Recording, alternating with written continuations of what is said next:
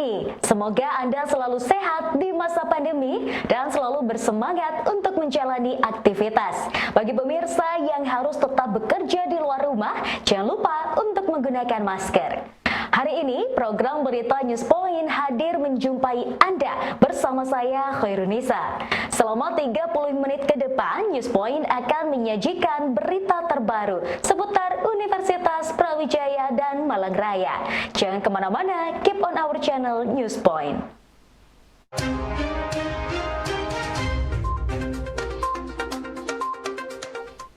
Sosial media saat ini menjadi bagian penting dalam kehidupan mahasiswa.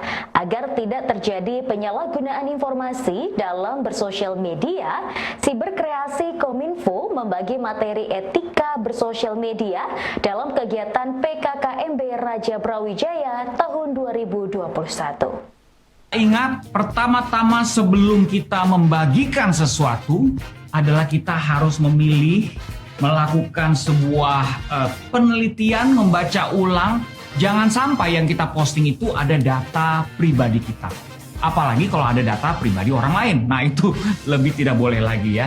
Kita harus berhati-hati dalam membagikan data pribadi kita. Kita tidak ingin itu Etika yang kedua saya mau beri judul keripik. Wih, ini bukan ngomongin makanan ya. Ini ngomongin singkatan, yaitu pengguna sosial media harus memiliki sikap kritis dan juga harus mau berpikir sebelum sharing kontennya.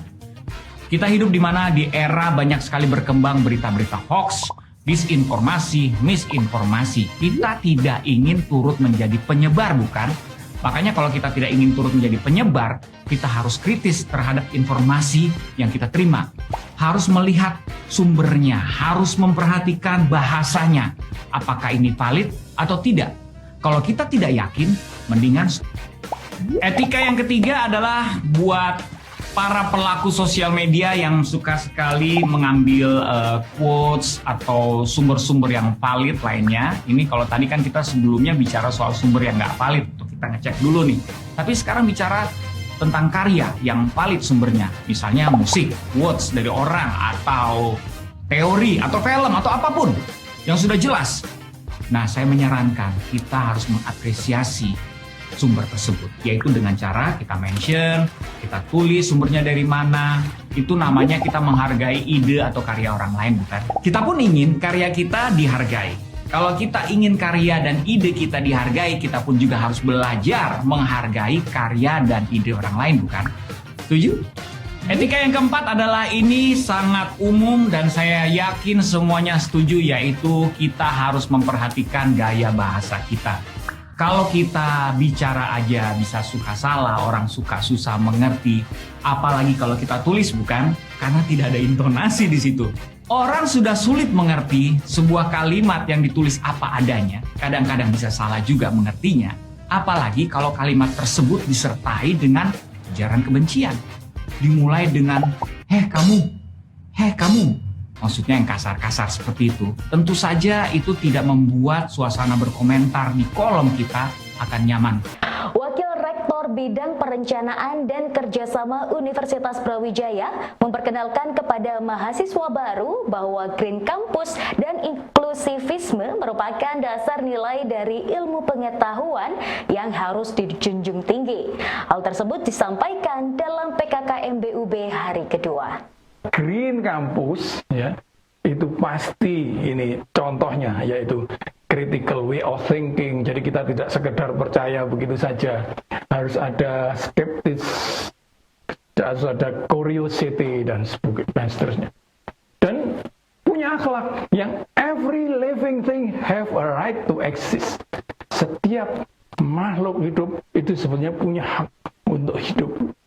Ya, terus juga punya kemampuan diversity, memahami keberbedaan, ya, mempunyai kemampuan memimpin, ya, selalu berorientasi pada high quality product and service. Salah satunya itu adalah bagian daripada kreativitas manusia. Ya, itu bagian dari student, University of Student. Dia harus punya long term way of thinking. Cara berpikir jangka panjang. Tidak boleh kita hanya berpikir untuk kepentingan hari ini saja. Ya, Terus kita juga tahu bahwa kita hidup di lingkungan kita, itu berarti local wisdom. Kunci berikutnya ketika semua terbuka, maka di situ kita harus punya kemampuan komunikasi, punya kemampuan kolaborasi.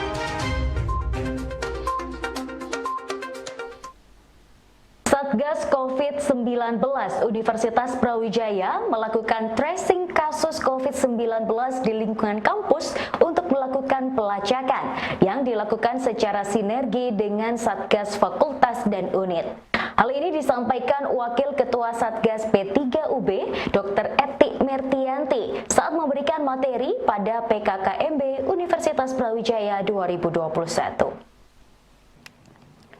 Salah satu tugas terpenting dari Satgas P3 adalah tim tracing. Di sini terdapat tim tracing yang dibawahi langsung oleh Ketua Satgas, di mana apabila terdapat suatu kasus atau suatu suspek kasus terkonfirmasi, maka kita akan melacak bersama dengan tim.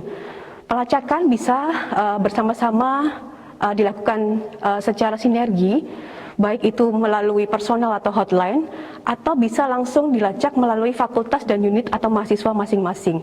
Di sini kita melacak tracing kontak erat. Jadi kontak erat itu adalah apabila suatu orang dia memiliki kontak terhadap orang yang terkonfirmasi atau suspek. Jadi kemungkinan terkena COVID-19. Di sini tracing bisa dilakukan tracing aktif, bisa melakukan wawancara atau WA per telepon, atau tracing pasif, yaitu ada form. Jadi di form ini akan diisi dan akan berhubungan langsung dengan data yang ada pada Satgas P3 Pusat, yaitu data sivitas yang terkonfirmasi. Di sini akan terus dilakukan perekotan dan juga dilaporkan secara harian atau mingguan dari fakultas atau unit mahasiswa tertentu masing-masing tersebut kepada Satgas ke pusat. Dalam kaitannya melakukan tracing kasus tadi itu, kita melakukan penapisan, penelusuran, dan juga pemantauan. Kita beranjak mengenai teori mengenai corona ini ya. Kita sudah mengetahui bersama setelah 2 tahun ini informasi banyak masuk, kemudian hal-hal update ilmu harus kita lakukan seiring dengan perjalanan penyakit ini. Jadi kita ketahui bersama bahwa coronavirus adalah virus yang menyebabkan penyakit, mulai dari gejala ringan sampai dengan gejala berat. 2 jenis coronavirus yang menyebabkan penyakit dan menimbulkan gejala berat bisa MERS atau Middle East Respiratory Syndrome dan juga Severe Acute Respiratory Syndrome atau SARS. Coronavirus disease 2019 atau COVID-19 ini adalah penyakit jenis baru yang belum diidentifikasi sebelumnya pada manusia. Jadi penyebab virus dari COVID-19 ini dinamakan SARS-CoV-2.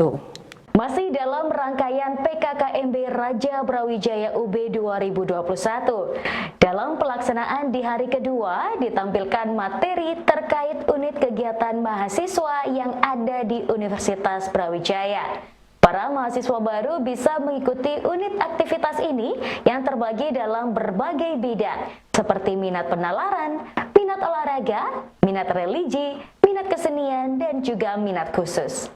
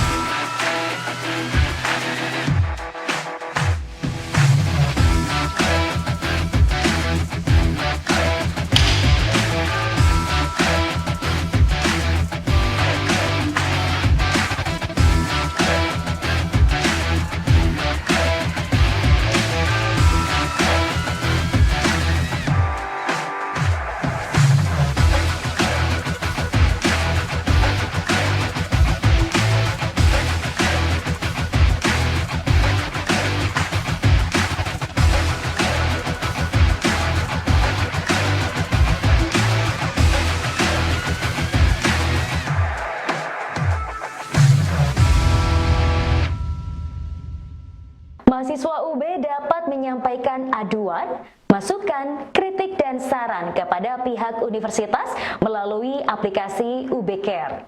Aplikasi yang dirilis oleh Pusat Informasi, Dokumentasi, dan Keluhan PIDKUB ini merupakan jalur resmi yang melayani keluhan dan apresiasi sivitas akademika. Apa itu UB Care? Nah, kami akan menjelaskan apa itu UB Care dan bagaimana mahasiswa bisa mengakses UB Care. Nanti, kalau mahasiswa baru bingung, kemudian ingin menyampaikan keluhan, ingin menyampaikan kritik, apresiasi, atau bahkan saran terkait kepemimpinan, layanan, akademik, kemahasiswaan, maupun beasiswa, sarana dan prasarana, pembiayaan, dan apapun itu yang ada kaitannya dengan Universitas Brawijaya, silakan lakukan beberapa hal berikut ini. Yang pertama, mahasiswa dapat berkoordinasi dan menanyakan kepada fakultas atau unit kerja yang ada di universitas ini. Jadi bisa tanya ke karyawan atau dosen, bahkan ke pimpinan yang ada di fakultas. Tetapi, jika belum tuntas, maka mahasiswa bisa mengakses keluhan ini bisa disampaikan ke aplikasi UB Care. Nah, apa itu aplikasi UB Care?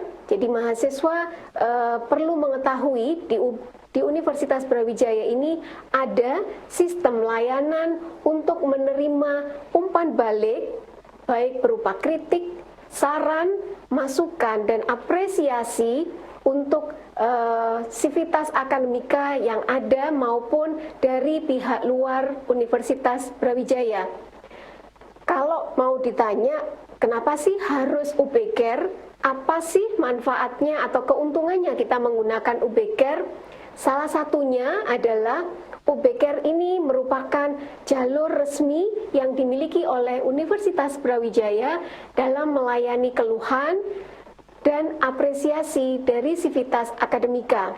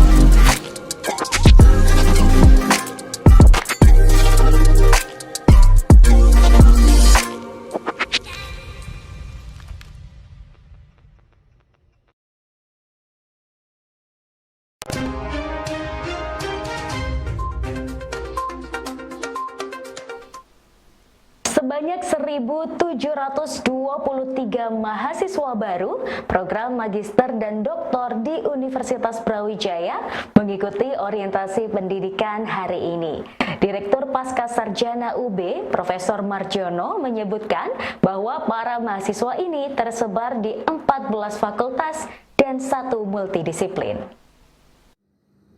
Kemudian untuk Fakultas Hukum sebanyak 228 mahasiswa. Terima kasih. Fakultas Ekonomi dan Bisnis sebanyak 278 mahasiswa. Terima kasih. Fakultas Ilmu Administrasi 153 mahasiswa. Fakultas Pertanian 136 mahasiswa. Terima kasih. Fakultas Peternakan 92 mahasiswa. Kemudian Fakultas Teknik 138 mahasiswa. Terima kasih. Fakultas Kedokteran 174 mahasiswa. Fakultas Perikanan dan Ilmu Kelautan 45 mahasiswa. Terima kasih. Fakultas MIPA 148 mahasiswa. Fakultas Teknologi Pertanian 62 mahasiswa. Fakultas Ilmu Sosial dan Ilmu Politik 80 mahasiswa. Fakultas Ilmu Budaya 34 mahasiswa. Dan Fakultas Ilmu Komputer 51 mahasiswa. Sehingga untuk tahun ajaran ini, Bapak Rektor dan para pimpinan sekalian, kami laporkan bahwa total ada 1.723 mahasiswa. Yang perlu kami banggakan di sini bahwa di antara sekian mahasiswa juga terlibat dalam beberapa beasiswa, di antaranya ada PMDSU sebanyak 13 mahasiswa. Kemudian kita juga mengadakan PPDU, itu dari dalam insya Allah 2 mahasiswa, dan juga beberapa banyak mahasiswa yang dibiayai dari LPDP dan juga dari Depak Saintek. Rektor UB Profesor Nufil Hanani meminta kepada mahasiswa program Pascasarjana baik magister maupun doktor untuk bisa menyelesaikan studinya secara cepat sebelum waktunya.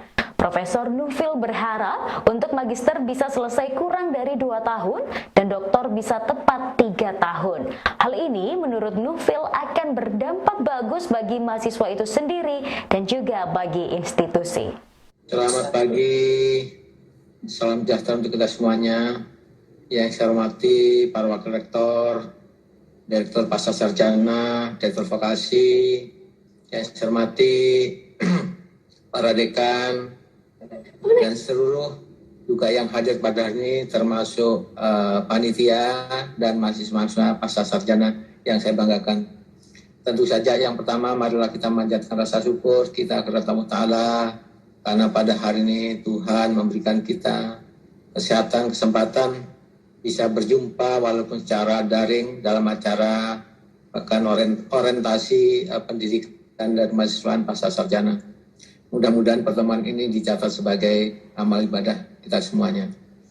Selamat datang kepada mahasiswa-mahasiswa baru Pascasarjana. Perlu kami sampaikan, berbanggalah Anda menjadi mahasiswa Pascasarjana Universitas Brawijaya, karena Universitas Brawijaya adalah salah satu universitas yang terbaik di Indonesia. Versi dari Webometric yang terakhir, Universitas Brawijaya adalah ranking terbaik nomor 4 di Indonesia. Terima kasih semuanya kepada para pimpinan di universitas maupun di fakultas.